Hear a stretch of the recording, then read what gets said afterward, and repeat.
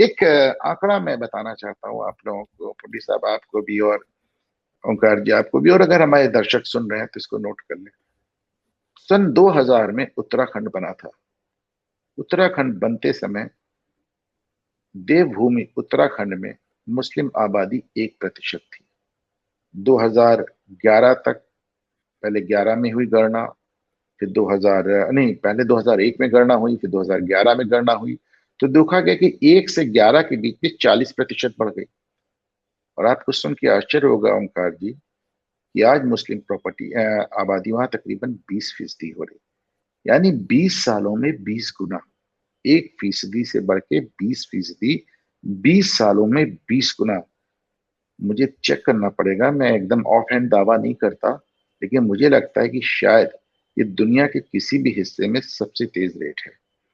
और अगर इस रेट से बढ़ा तो केवल 10 साल में ये बहुसंख्यक हो जाएंगे, पूरी डेमोग्राफी चेंज हो जाएगी। अच्छा, एक बात और आप देखें, बहुत मुस्लिम ताल्लुकात हैं, मेरे बड़े दोस्त हैं, बड़े क्लोज फ्रेंड्स हैं। सबसे पूछता हूँ कि यार उत्तराखंड तुम्हारे घर से कौन गया? कि भाई हमारे यहाँ तो छोड़े, हमारे रिश्तेदारों में, हमारे नाते रिश्तेदारों, दोस्ती में, परिचितों में किसी को मैंने उत्तराखंड जाते नहीं सुना, सेटल होते। तो आप जिससे बात करें वो कहता है साहब हमारे यहाँ से तो कोई जा ही नहीं रहा है, हमारे परिचितों में कोई नहीं जा रहा है। तो सवाल यह है कि कहीं से नहीं जा रहा है, यूपी से नहीं जा रहा, बिहार से नहीं जा रहा है, तो उत्तराखंड का ये 20 गुनी आबादी हुई कैसे? जाहिर सी बात है ये रोहिंग्या है। जाहिर सी बात है ये रोहिंग्या है, ये बाहर के आए हुए लोग हैं।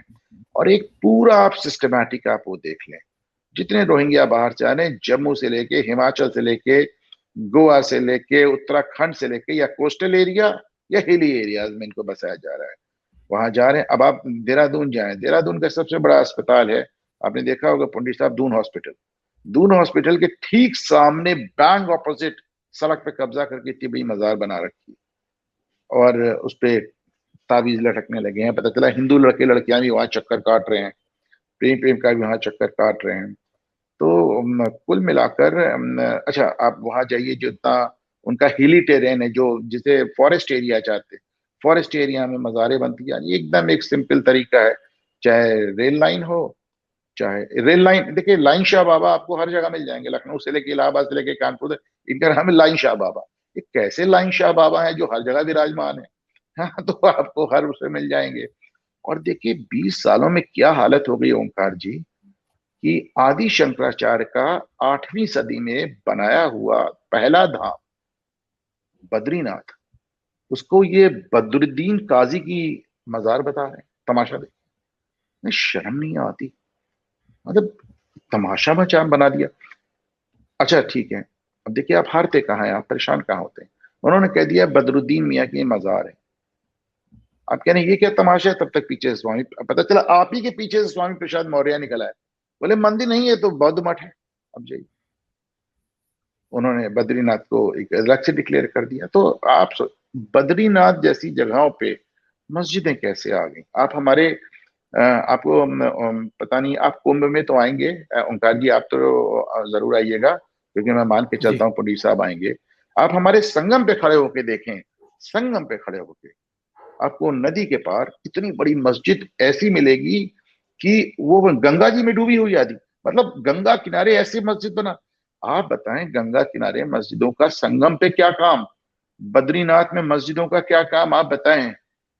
कहाँ 20 गुनी आबादी, 2001 से 2000 से 2022-23 तक 20 गुनी आबादी, जंगलों में मजारें, नदी किनारे मजारें, लैंड जिहाद। अब एक चीज और भी इनको देखे दिक्कत आएगी, अभी लोग यूनिफॉर्म सिविल कोड के बारे में बड़ी चर्चा हो रही है पुटी जी, मैंने इस पे एक प्रोग्राम भी किया है। लोगों को आइडिया ही नहीं कि वहां असली पेंच फंस कहाँ रहा है। असली पेंच वहां फंस रहा है लिव इन अरेंजमेंट पे। जो अभी इस समय उत्तराखंड में लिव इन बहुत ज्यादा हो गया, तो उन्होंने कह दिया लिव इन करेंगे तो उसको रजिस्ट्रेशन कराना पड़ेगा। 21 साल के नीचे लिव इन करेंगे तो माँ बाप को बता देंगे, जो रजिस्ट्रेशन कराएंगे उसका रिकॉर्ड मेंटेन होगा, जो रिकॉर्ड मेंटेन होगा उसको ओंकार जी, धीरेन्द्र जी और अनुपम मिश्रा भी जाके देख सकते हैं। अगर आप संबंधों से अलग जाएंगे तो भी आपको बताना पड़ेगा रजिस्ट्रार को। जब आप रजिस्ट्रेशन कराने जाएंगे तो रजिस्ट्रार आपको मना कर सकता है, उसके पास ढेर सारे कारण हैं। और फाइनली अगर एक लड़का एक लड़की के साथ रहेगा 1 महीने से ज्यादा, तो फिर उसको बाद में उसे मेंटेनेंस भी देना पड़ेगा। तो उन्होंने बेसिकली इस लव जिहाद को ध्वस्त कर दिया। एक बार लव जिहाद ध्वस्त हो गया, लैंड जिहाद का नंबर आया।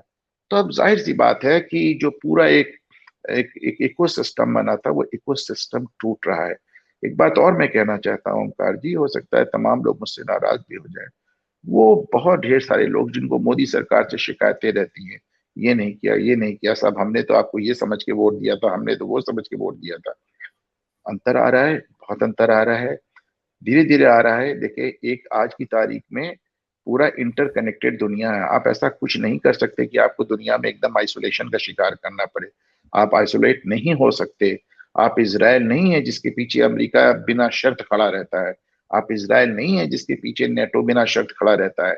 आप अगर अकेले पड़ जाएंगे तो फिर आप बहुत परेशान हो जाएंगे, आपका बहुत बुरा हाल हो जाएगा। लेकिन उसके बाद भी आपने देखा है कि सिर्फ वैश्विक स्तर पे नहीं, हर जगह अंतर आ रहा है। एक आखिरी बात मैं इस पे कहूंगा धीरेन्द्र जी, कि मैंने देखा है कि कश्मीर में जब कांग्रेस गवर्नमेंट हुआ करती तो शांति रहती थी। शांति इसलिए रहती थी कि भाई जो वो लोग चाह रहे थे वो कर रहे थे, उनको झगड़ा जब भाजपा सरकार आती है तो फिर वहां पे आतंकवाद पहले बहुत तेज बढ़ता है। इसलिए बढ़ता है क्योंकि फाइनली उनको चैलेंज किया जाता है। इसी तरह ये सब जो दंगे मंगे आप देख रहे हैं इसलिए हो रहे हैं ओंकार जी, कि इनको चैलेंज किया गया, इसलिए कि यूसीसी पास हुआ, इसलिए कि मजार गिराई गई, इसलिए कि मस्जिद गिराई गई, इसलिए कि मदरसा गिराया गया। जब तक आप इनको चैलेंज ही नहीं कर रहे थे, दंगा क्यों करेंगे आप बताइए पुंडीर भाई। आप जब उनको चैलेंज, उल्टे आप उन्हें बुला बुला के बसा रहे थे, तो वो क्यों दंगा करने लगे भाई। दंगा तो तभी हुआ ना जब आपने उनकी हरकतों पर रोक लगाया ओंकार जी।